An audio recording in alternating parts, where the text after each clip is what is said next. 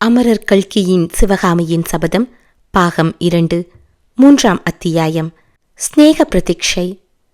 ஒரு பக்கம் மாமல்லருடன் சல்லாபம் செய்து கொண்டு வந்த போதே மற்றொரு பக்கத்தில் காஞ்சி மாநகரின் விசாலமான ராஜ வீதிகளையும் வீதியின் இருபுறமும் காணப்பட்ட மாட மாளிகைகளையும் ஈமொய்ப்பது போல் ஜனக்கூட்டம் நிறைந்த கடை வீதிகளையும் இடையிடையே தீப அலங்காரங்களுடன் விளங்கிய சிவாலயம் விஷ்ணு ஆலயங்களையும் தெய்வத் தமிழை வளர்த்த சைவ வைஷ்ணவ மடங்களையும் பௌத்தர் சமணர்களின் கோவில்களையும் வேத கோஷம் எழுந்த சமஸ்கிருத கடிகை ஸ்தானங்களையும் சிற்ப சித்திர கலா மண்டபங்களையும் பரஞ்சோதி கண்கொட்டா ஆர்வத்துடன் பார்த்து கொண்டு வந்தார். 8 மாதத்துக்கு முன்பு அவர் தெற்கு கோட்டை வாசல் வழியாக பிரவேசித்த அன்றிரவு இருந்ததைக் காட்டிலும் இன்று நகரில் கலகலப்பும் கலையும் அதிகமாயிருந்தன. அன்றைக்கு யுத்த செய்தி திடீரென்று வந்திருந்தபடியாலும் கோட்டை வாசல்கள் சாத்தப்பட்டு நகரமெல்லாம் ஒற்றர் வேட்டை நடந்து கொண்டிருந்தபடியாலும் காஞ்சி நகரம் அப்படி பொழிவிழந்து காணப்பட்டது போலும். அந்த ஆரம்ப பீதிக்கு பிறகு ஜனங்கள் மறுபடியும் ஒருவாறு மனோதைரியம் அடையவே எல்லா காரியங்களும் வழக்கம் போல் நடந்து வருகின்றன போலும். ஆனால் இதெல்லாம் எத்தனை நாளைக்கு? அதிசீக்கிரத்தில் மீண்டும் இந்த சௌந்தரிய நகரம் அழகும் பொலிவும் இழந்து இருளடைந்து ஜனசூன்யமாக தோன்றப் போகிறதல்லவா? இந்த எண்ணங்கள் எல்லாம் மாமல்லரின் ரதத்தில் வந்து கொண்டிருந்த போது பரஞ்சோதியின் உள்ளத்தில் இடையிடையே எழுந்து கொண்டிருந்தன. ஏகாம்பரநாதர் கோயில் சந்நிதிக்கு வந்ததும் அந்த திவ்ய சந்நிதியின் மக உன்னதமான தோற்றத்திலிருந்தே அதுதான் ஏகாம்பரர் கோயிலாயிருக்க வேண்டும் என்று பரஞ்சோதி யூகித்து தம்முடைய யூகம் சரிதானா என்று மாமல்லரை வினவினார். ஆம் தளபதி, இந்த சந்நிதிக்கு இதற்கு முன்னால் நீர் வந்ததே இல்லையல்லவா என்று மாமல்லர் கேட்டார். இல்லை, வந்ததில்லை. முன்தடவை இந்த நகரத்திற்குள் நான் பிரவேசித்த போது ஏகாம்பரர் சந்நிதியை நான் தேடிக்கொண்டு வந்தேன். ஆனால் இந்த இடம் வரையில் அன்றைக்கு வந்து சேரவில்லை. கொஞ்சம் ரதத்தை நிறுத்தச் சொல்லுங்கள். காஞ்சியின் இருதய ஸ்தானத்தை நன்றாய் பார்க்கிறேன் என்றார் பரஞ்சோதி.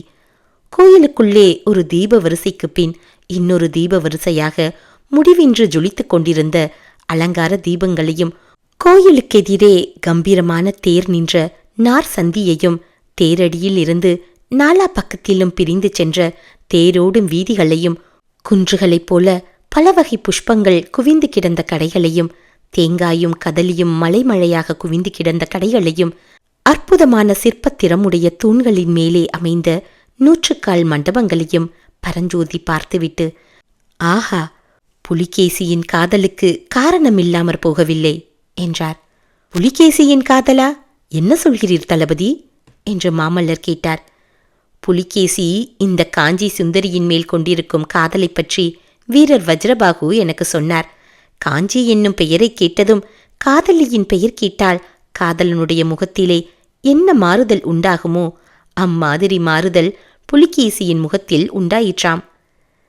தளபதி, வீரர் வஜ்ரபாகு எவ்வளவுதான் சாமர்த்தியசாலியானாலும் அப்படி துணிந்து புலிகேசியிடம் போயிருக்க கூடாதல்லவா? கருத்து என்ன என்று மாமல்லர் கேட்டார். அதற்கு மறுமொழி சொல்லாமல் பரஞ்சோதி, பிரபு, இங்கே திருநாவுக்கரசர் மடம் எது என்றார். அதோ வெறுமையாய் கிடக்கிறதே, அந்த கட்டிடம்தான். ஆஹா, இந்த மடத்தில் சேர்ந்து தமிழ் கல்வி கற்பதற்காகத்தான் வந்தேன். நான் கல்வி கற்பதற்காக வந்த முகூர்த்தம் மடத்தையே மூடும்படியாகிவிட்டது என்றார் பரஞ்சோதி. நரசிம்மவர்மர் மீண்டும் இல்லநகை புரிந்துவிட்டு, பல்லவ குலத்துக்கு நீர் எவ்வளவோ மகத்தான சேவைகளை எல்லாம் செய்ய வேண்டும் என்று ஏற்பட்டிருக்கும் போது நாவுக்கரசரின் சீடராக நீர் எப்படி போயிருக்க முடியும்? அதோடு என்னிடம் நீர் தமிழ் பயில வேண்டும் என்பதும் தெய்வத் தாய்மொழியை அளித்த இறைவனுடைய சித்தமாக ஏற்பட்டிருக்கிறதே. இதை தெரிந்து கொண்டுதான் அன்றிரவு அந்த யானை மதங்கொண்டு ஓடி வந்ததோ என்னவோ. அதன் காரணமாகத்தானே இப்படியெல்லாம் நேரிட்டது என்றார் பரஞ்சோதி. உடனே சட்டென்று நினைத்து கொண்டு, ஐயா, ஆயனரும் சிவகாமியும் சுகமாயிருக்கிறார்களா என்று கேட்டார். சிவகாமி என்ற பெயரை கேட்டதும் மாமல்லரின் முகத்தில் ஏற்பட்ட மாறுதலை பரஞ்சோதி கவனியாமல் போகவில்லை.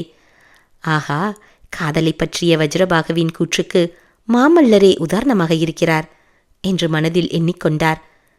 மாமல்லர் மறுமொழி கூறியபோது அவருடைய குரலிலே கூட மாறுதல் இருந்தது.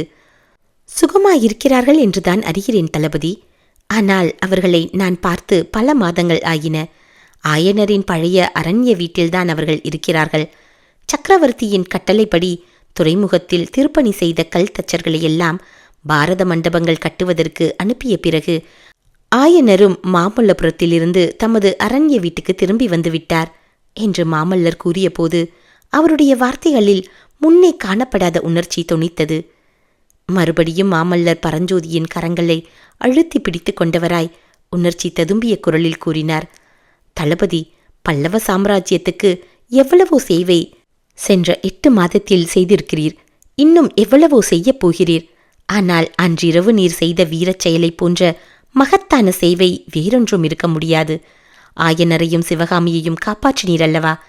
அந்த செயலை நான் எவ்வளவு தூரம் பாராட்டுகிறேன் என்பதற்கு இதோ அடையாளத்தை பாரும் என்று கூறி அன்று மதயானை மீது பரஞ்சோதி எறிந்த வேலை எடுத்து காட்டினார். மாமல்லரின் உணர்ச்சி ததும்பிய வார்த்தைகளினால் பரஞ்சோதியின் மனமும் கனத்திருந்தது. எனவே அவர் மறுமொழி கூற முடியாதவராய் மாமல்லர் நீட்டிய வேலை வாங்கிக் கொள்வதற்காக ஒரு கையினால் அதன் அடிப்பகுதியை பிடித்தார்.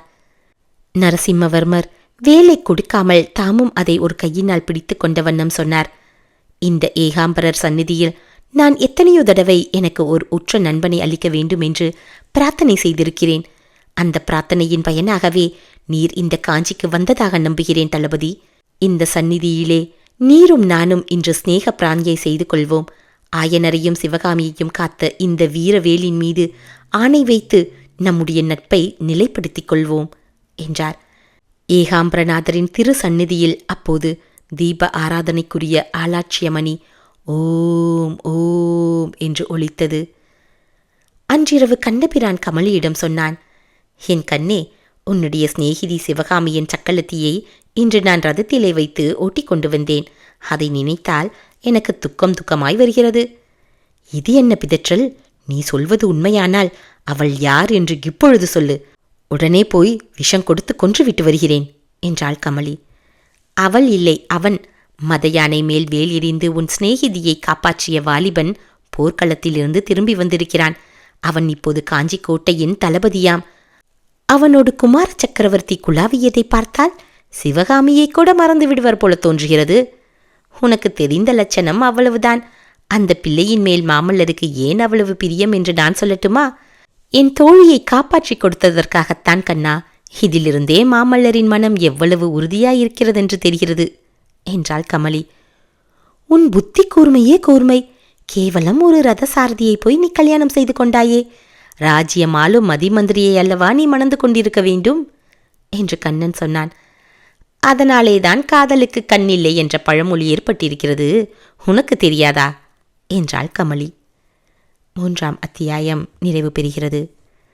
4ஆம் அத்தியாயம் சிவகாமியின் பிறந்த நாள். ஆஹா, சிவகாமியை நாம் பார்த்து எத்தனை காலமாகிவிட்டது. காஞ்சியை விட்டு வெளியே போகக்கூடாது என்று மாமல்லருக்குத்தான் சக்கரவர்த்தி கட்டளையிட்டிருக்கிறாரே தவிர நாம் போவதற்கு எவ்வித தடையும் இல்லை அல்லவா? எனவே அரண்ய மத்தியிலுள்ள ஆயனரின் சிற்ப மாளிகைக்கு உடனே செல்வோம். ஆயனரின் வீட்டை நெருங்கும் போது 8 மாதத்துக்கு முன்பு அங்கே நாம் கண்ட காட்சிக்கும் இப்போது நாம் காணும் காட்சிக்கும் உள்ள வித்தியாசம் நம்மை தூக்கி வாரி போடுகிறது. அப்போது நாம் கண்ட கலகலப்பு இப்போது அங்கே இல்லை. கல் கல் என்ற கல்லொலியின் சத்தம் கேட்கவில்லை. ஆயனரின் சீடர்கள் ஆங்காங்கு மரங்களின் அடியில் உட்கார்ந்து சிற்ப வேலை பயின்று கொண்டிருக்கவில்லை. காட்டு மரங்களின் தோற்றத்திலே கூட வித்தியாசம் இருக்கிறது. முன்னே நாம் வந்திருந்த போது வசந்த காலம். விருட்சங்கள் புதிய தளிர்கள் விட்டிருந்தன. மாமரங்களில் இளம் தளிர்களுடனே பூங்கொத்துக்கள் குலுங்கின. அரச மரங்களும் ஆலமரங்களும் தங்க நிற இலைகளால் மூடப்பட்டிருந்தன. இப்போதோ மரங்களில் முற்றிய கரும் பசுமை பொருந்திய இலைகளும் பாதி காய்ந்த சருகுகளும் காணப்படுகின்றன. பூமியெல்லாம் இலைச்சருகுகள் பரவி கிடந்தன. சில இடங்களில் குட்டை குட்டையாக மழை தண்ணீர் தேங்கி இருக்கிறது. முதல் நாள் இரவு பெய்த மழை நீர் மரங்களின் இலைகளில் தங்கி இருந்தது. குளிர்ந்த வாடைக்காற்று அடிக்கும்போது சலசலவென்று பூமியில் உதிர்கிறது.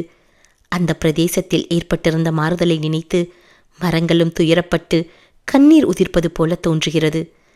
வன விருட்சங்களில் வாழ்ந்த பட்சிகளின் அமுத கானத்துக்கு மட்டும் எவ்வித குறையும் ஏற்பட்டதாக தெரியவில்லை. விதவிதமான மதுர குரல்களில் எத்தனையோ கீதங்கள் கேட்கின்றன. ஆனால் அந்த குரல்களிலும் ஒரு வேற்றுமை தெரிகிறது.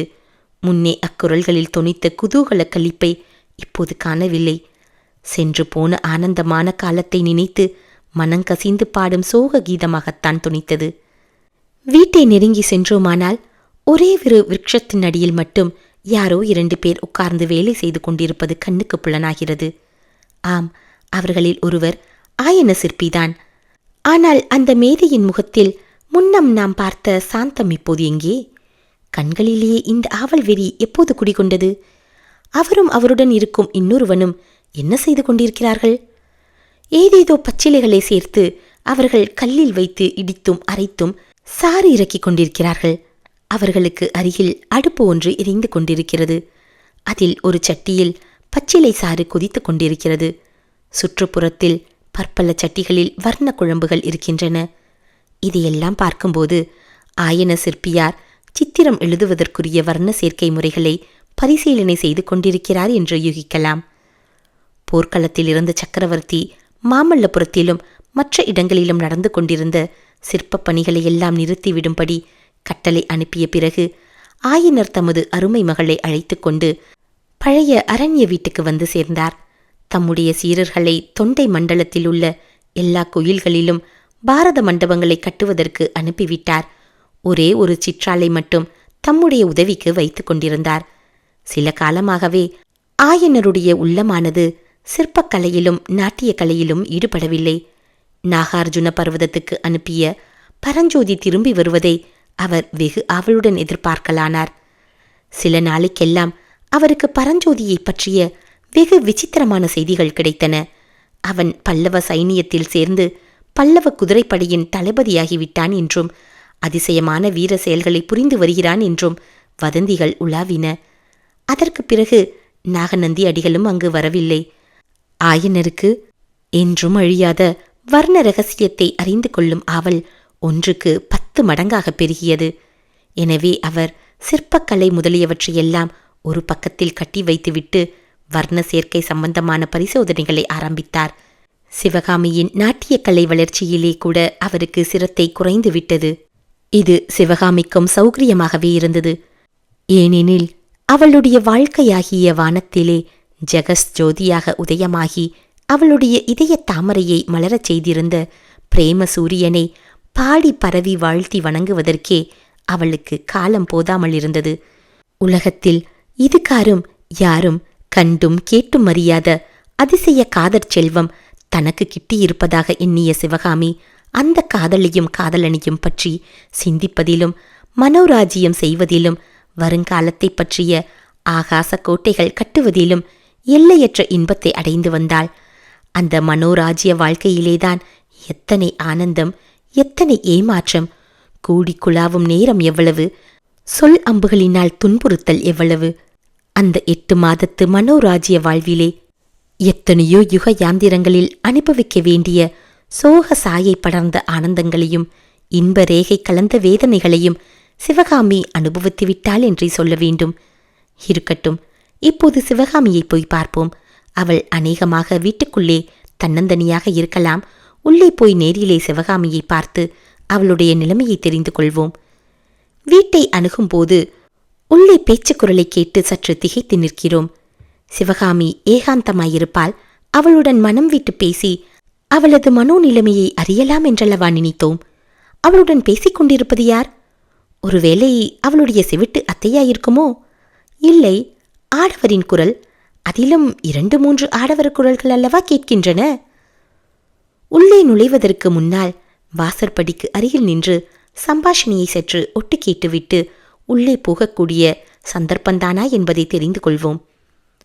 அம்மணி, எங்களிடம் கோபித்துக் கொண்டு என்ன பையன்? பல்லவகுமாரரின் கட்டளையை தானே நிறைவேற்றுகிறோம் என்று ஒரு ஆண் குரல் சொல்லிற்று. பல்லவகுமாரருமாயிற்று, கட்டளையுமாயிற்று. மாமல்லருக்கு இன்றைக்கு வேறு வேலை இல்லை போலிருக்கிறது. திடீரென்று சிற்பியின் மகளை நினைத்து கொண்டாராக்கும். இருக்கட்டும், அந்த தந்த பெட்டிக்குள்ளே என்ன இருக்கிறது? திறந்து காட்டுங்கள் என்று கோபம் கொண்ட கோமகளின் அதிகார குரலில் சிவகாமி ஆஞ்ஞாபித்தாள். தென்பாண்டி நாட்டிலே கொற்கை துறைமுகத்தில் குளித்து எடுத்த அற்புதமான முத்து மாலைகள் இந்த தந்த பெட்டியில் இருக்கின்றன அம்மணி. இதோ பாருங்கள். கன்யாகுப்ஜத்து ஹர்ஷவர்தன சக்கரவர்த்தியின் பட்ட மகிழ்ச்சி கழுத்திலே கூட இம்மாதிரி முத்துமாலை கிடையாது. எப்படி ஜொலிக்கிறது பார்த்தீர்களா என்று ஏவலாளன் கூறினான். போதும் போதும், இந்த முத்துமாலைகள் யாருக்கு வேண்டும்? உங்கள் குமார சக்கரவர்த்தியிடம் நான் சொன்னதாக சொல்லு. ஆயன சிற்பியின் வீட்டுக்கு அருகே தாமரை குளக்கரையில் புன்னை மரம் ஒன்று புஷ்பித்திருக்கிறது. காலை நேரத்தில் அம்மரத்தடிக்குச் சென்றால் தரையிலே 1000 முத்துக்கள் சொரிந்து கிடக்கும். அந்த புன்னை மலர் முத்துக்களின் அழகுக்கு உரை போட காணாது இந்த கொற்கை முத்து என்று சொல்லு. வேண்டுமானால் ஒரு நாள் காலையில் வந்து பார்த்துவிட்டு போகட்டும். அதோ அந்த தங்கப்பேழையில் என்ன இருக்கிறது என்று சிவகாமி கேட்டாள். அம்மணி, அலைகடலின் ஆழத்திலே சௌந்தரிய தேவதை ஒளித்து வைத்திருந்த பவளங்கள். சமுத்திரராஜனின் கடுங்காவலை மீறி அபகரித்து கொண்டு வரப்பட்டவை. மன்னாதி மன்னர்கள் எல்லாம் தங்கள் மணிமகுடத்தில் புனைவதற்கு ஆசைப்படக்கூடியவை. ஒப்பற்ற பவளங்கள் இந்த தங்கப்பேழையில் இருக்கின்றன. பாரத நாடெங்கும் புகழ்பெற்ற பரத சாஸ்திர ராணியின் மேனியை அலங்கரிப்பதற்கு உகந்தவை என்று இந்த பவள மாலைகளை பல்லவகுமாரர் அனுப்பியிருக்கிறார். அழகுதான். இந்த பவள மாலைகள் உங்கள் பல்லவகுமாரருக்கு அதிசயமாய் தோன்றலாம். ஆனால் அவரிடம் நீ போய் சொல்லு, ஆயன சிற்பி வீட்டின் 2ஆம் கட்டிலே அந்த சிற்பியின் மகள் வளர்க்கும் கிளிகள் இருக்கின்றன. அந்த கிளிகளின் வாயில் உள்ள செம்பவளத்துக்கு எப்பேற்பட்ட கடல் பவளமும் இணையாகாது. வேண்டுமானால் நேரிலே வந்து பார்த்துவிட்டு போகும்படி சொல்லு. இருக்கட்டும், அதோ அந்த கூடைகளிலே என்ன? அரண்மனை உத்தியானவனத்திலே மலர்ந்த சண்பக மலர்கள், குண்டு மல்லிகைகள், பிச்சி மலர்கள். வேண்டாம் வேண்டாம், உடனே எல்லாவற்றையும் வெளியே கொண்டு போங்கள். உங்கள் பல்லவகுமாரரிடம் சிவகாமி ஒரு காலத்தில் பூ என்றால் பிராணனாயிருந்ததுண்டு.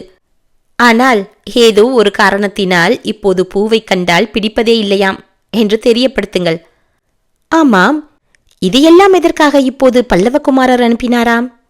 இன்றைக்கு தங்களுடைய பிறந்த தினம் என்பதற்காக அனுப்பியுள்ளார் அம்மணி. அப்படியா? மிகவும் சந்தோஷம். இந்த ஏழை சிற்பி மகளின் பிறந்த தினத்தை குமார சக்கரவர்த்தி நினைத்து வைத்துக் கொண்டிருப்பது பற்றி நீ ரொம்ப சந்தோஷம். ஆனால் அவருடைய ஞாபக சக்தியில் ஏதோ கோளாறு ஏற்பட்டிருக்க வேண்டும். நீங்கள் இந்த பொருட்களை எல்லாம் எடுத்துக்கொண்டு போய் இன்று சிவகாமியின் பிறந்த நாள் இல்லை என்று சொல்லிவிடுங்கள். சிவகாமி என்கிற பெண் பூமியில் பிறக்கவே இல்லை என்று பல்லவகுமாரரிடம் சொல்லிவிடுங்கள்.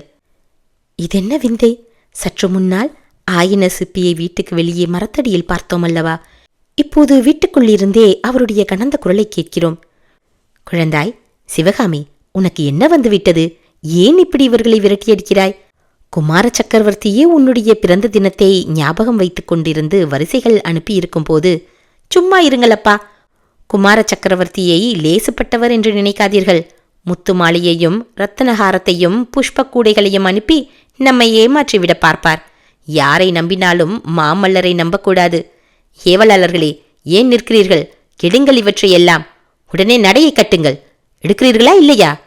இதோ எடுத்துக்கொண்டு போகிறோம் அம்மா, இதோ எடுத்துக்கொண்டு போகிறோம். இவ்வாறு பயந்து நடுங்கிக் கொண்டு கூறிய ஏவலர்கள் வரிசை பொருள்களை எடுத்துக்கொண்டு வீட்டுக்கு வெளியே வருவார்கள் என்று நாம் எதிர்பார்க்கிறோம். ஆனால் யாரும் வெளியே வருகிற வழியை காணோம். நல்ல மர்மம் இது. வீட்டுக்குள்ளே பேச்சுக்குரல் மட்டும் கேட்கிறதை தவிர வேறு நடமாடும் சந்தடியை காணோமே. வியப்பாக அல்லவா இருக்கிறது. உள்ளே போய் பார்த்து விடலாம். உள்ளே போனால் நமது வியப்பு 1க்கு 10 மடங்காகிறது. ஏனெனில் உள்ளே சக்கரவர்த்திக்காக ஆயனர் அமைத்திருந்த சிற்ப சிம்மாசனத்திலே சிவகாமி மட்டும்தான் தன்னந்தனியாக உட்கார்ந்திருக்கிறாள். இத்தனை நேரமும் அவள் சம்பாஷணை நடத்தியதெல்லாம் யாருடன்? இதோ மர்மம் வெளியாகிறது. சிவகாமி பேசுகிறாள். தனக்குத்தானே பேசிக்கொள்கிறாள். ஏவலாளர்களே, இங்கே வாருங்கள் என்கிறாள். ஒருவரும் வரவில்லை. ஆனாலும் எதிரில் யாரோ இருப்பதாக எண்ணிக்கொண்டு பேசுகிறாள். உங்கள் பல்லவகுமாரரிடம் இதையும் சொல்லுங்கள். மாமல்லர் என்றைக்கு மனம் கனிந்து சிற்பி மகள் சிவகாமியை பார்ப்பதற்கு வருகிறாரோ அன்றைக்குத்தான் அவளுக்கு பிறந்த தினம் என்று சொல்லுங்கள். தெரிகிறதா? இவ்விதம் சொல்லிவிட்டு சிவகாமி சற்று சும்மா இருந்தாள். பிறகு மறுபடியும் பேசினாள். ஆனால் இந்த தடவை குரல் மாறுபட்டிருந்தது. இப்போது நான் கேட்பது ஆண் பிள்ளை குரல். ஏற்கனவே கேட்ட ஏவலாளனின் குரல்தான். அம்மணி, மன்னிக்க வேண்டும். தங்களுடைய பிறந்த தினத்தை முன்னிட்டு இந்த வரிசை பொருட்களை அனுப்பிய பல்லவகுமாரர் சற்று நேரத்திற்கெல்லாம் தாமே தங்க ரதத்தில் வருவதாகவும் தெரியப்படுத்தச் சொன்னார். மறுபடியும் சிவகாமியின் மகிழ்ச்சி ததும்பிய உண்மை குரல். ஆகா, மாமல்லரை வருவதாக சொன்னாரா? அப்படியானால் இன்றைக்கு என் பிறந்த நாள்தான். அப்பா, இன்றைக்கு உங்கள் மகளின் பிறந்தநாள் தெரிகிறதா? என்ன பேசாமல் இருக்கிறீர்கள்?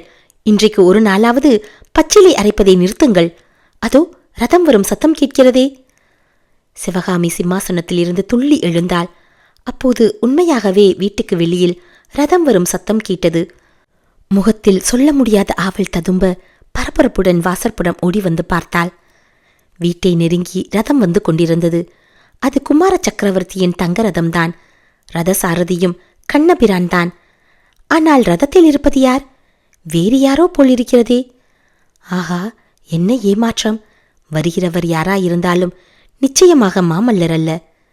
சிவகாமி அந்த சிற்ப வீட்டின் வாசல் தூணை பிடித்துக்கொண்டு கற்சிலையைப் போல் நின்றாள். 4ஆம் அத்தியாயம் நிறைவு பெற்றது.